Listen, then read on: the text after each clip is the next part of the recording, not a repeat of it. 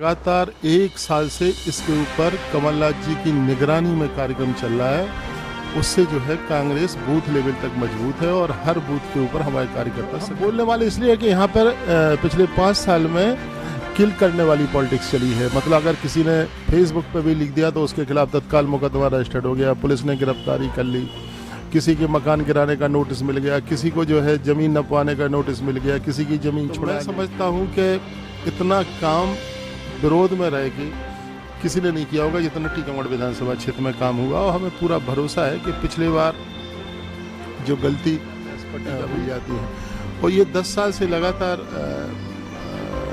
विधायकी कर रहे हैं, इन्हीं की पार्टी के लोग हैं, लेकिन इनके शिलान्यास के पत्र भारतीय जनता पार्टी लगातार लगाती है कि कांग्रेस पार्टी में गुंडई, चाहे वो पिछोर में प्रीतम सिंह लोधी हो, चाहे पृथ्वीपुर में सुषपाल सिंह यादव हो, चाहे टीकमगढ़ में आपके विपक्षी दल हो, लगातार एक क्षत्रिय समाज के जितने भी कैंडिडेट हैं उनके ऊपर और समूची पूरी कांग्रेस पार्टी के ऊपर लगातार एक आरोप लगाते हैं कि इनके समय में गुंडई बहुत होती थी।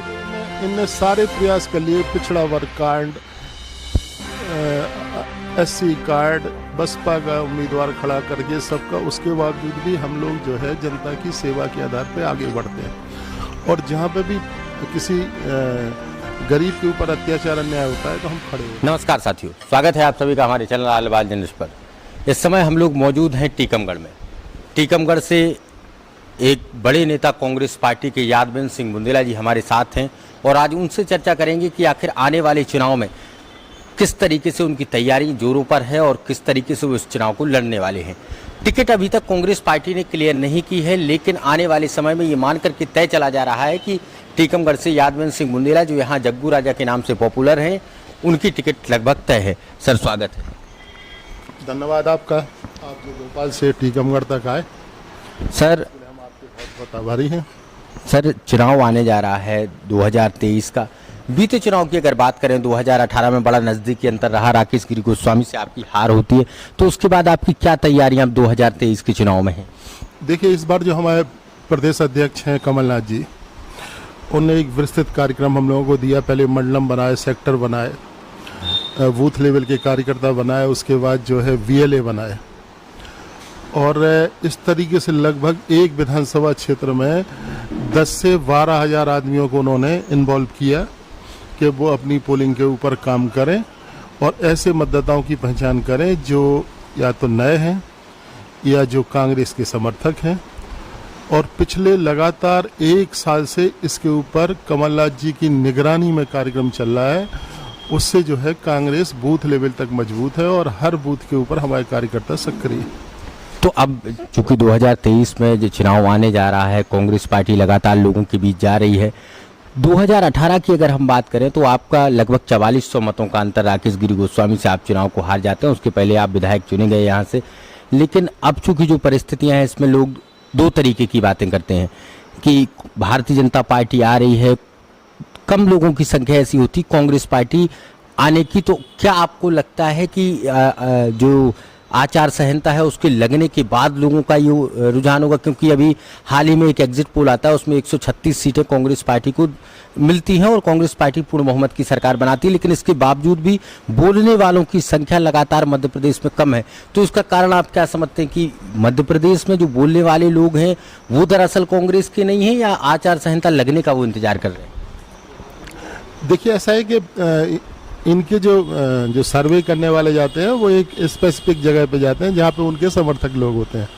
हम कई गांव के उदाहरण दे सकते हैं कि लेकिन सर 136 सीटें कांग्रेस पार्टी को देता है इंडिया टुडे, पूर्ण बहुमत की सरकार बनवाता है। जी, तो हम बोलने वाले इसलिए कि यहाँ पर पिछले 5 साल में किल करने वाली पॉलिटिक्स चली है। मतलब अगर किसी ने फेसबुक पे भी लिख दिया तो उसके खिलाफ तत्काल मुकदमा रजिस्टर्ड हो गया, पुलिस ने गिरफ्तारी कर ली, किसी के मकान गिराने का नोटिस मिल गया, किसी को जो है जमीन नपवाने का नोटिस मिल गया, किसी की जमीन छुड़ा ली।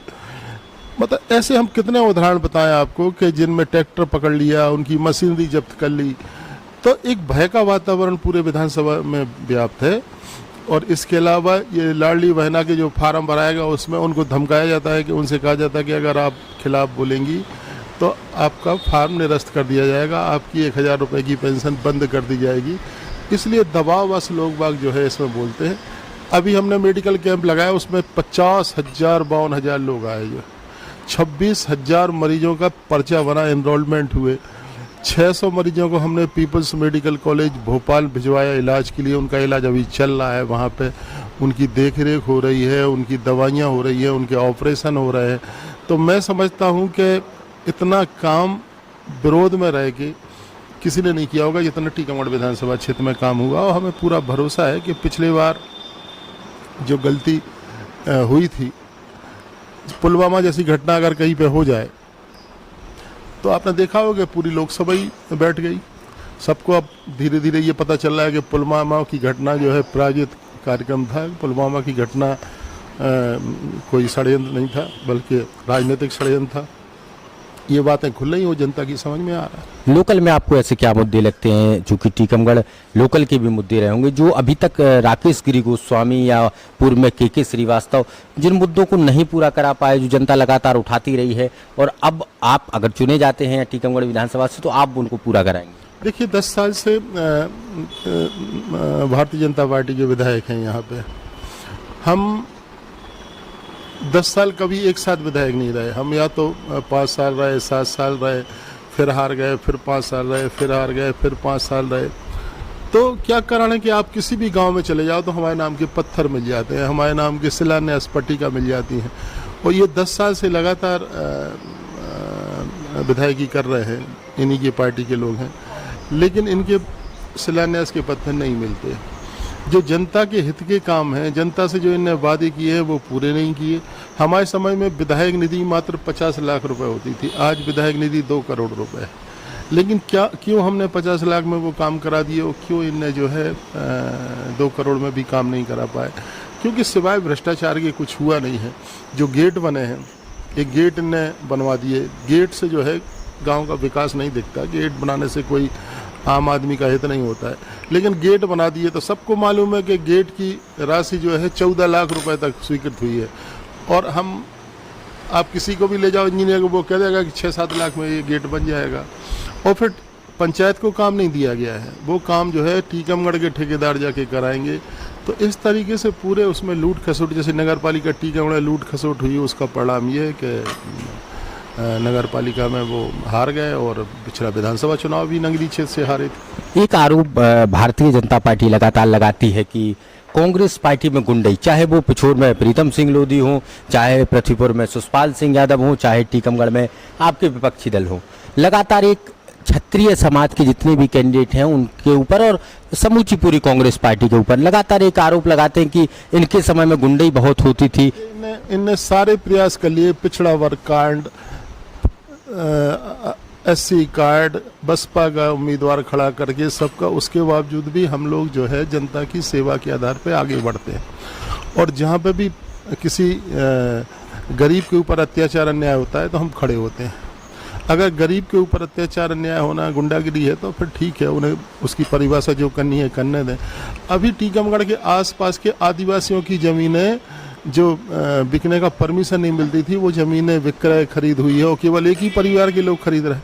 अगर हम उसका विरोध कर रहे हैं तो गुंडागिरी है क्या ये? कि हम उसका अगर लिख के दे रहे हैं, उसकी शिकायत कर रहे हैं कि आदिवासियों की ज़मीन क्यों बिक रही है, तो ये गुंडागिरी है। अगर हम किसी विकास काम में भ्रष्टाचार की बात करते हैं तो गुंडागिरी है।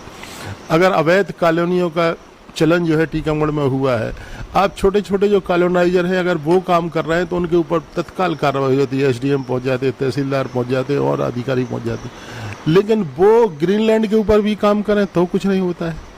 तो अगर हम इसका विरोध करें तो ये गुंडागिरी है। और हमसे कौन प्रताड़ित है? टीकमगढ़ की जनता लगभग अब 1 लाख के लगभग होने को जा रही है। टीकमगढ़ में कोई ऐसा आदमी मिला आपको जिसने ये कहा कि हमारे ऊपर बहुत दमन है, हमारे ऊपर बहुत दमन चक्र है, मेरा मकान छुड़ा लिया, मेरी ज़मीन छुड़ा ली है? बातें करने से कुछ नहीं होता। और फिर उनके पिताजी क्या थे? उनके पिताजी की भूमिका क्या थी टीकमगढ़ में? हमारे पिताजी फ्रीडम फाइटर है, स्वतंत्रता संग्राम सेनानी है और राजाशाही के खिलाफ हमारे पिताजी ने संघर्ष किया था, स्वतंत्रता संग्राम सेनानी है। तो हमसे ये बात कर रहे हैं वो कि हम सामंतवादी चला रहे हैं। हम जो है, हमारे पिताजी ने तो 2 पीढ़ी पहले ही सामंतवाद छोड़ दिया था और सामंतवाद का डट कर विरोध किया था। हम लोग हमेशा सामंतवाद के विरोधी हैं, लेकिन ये हमारे बस की नहीं है कि हम कहाँ पैदा हो जाए, सर का काम है। तो अब चूंकि राकेश गिरी गोस्वामी यहाँ से विधायक रहे, तो आपके हिसाब से क्या उनके गलत काम रहे जिनकी वजह से अब जनता आपको चुने? देखिए, टीकमगढ़ में आप किसी भी गली में चले जाओ, भ्रष्टाचार के मामले हैं।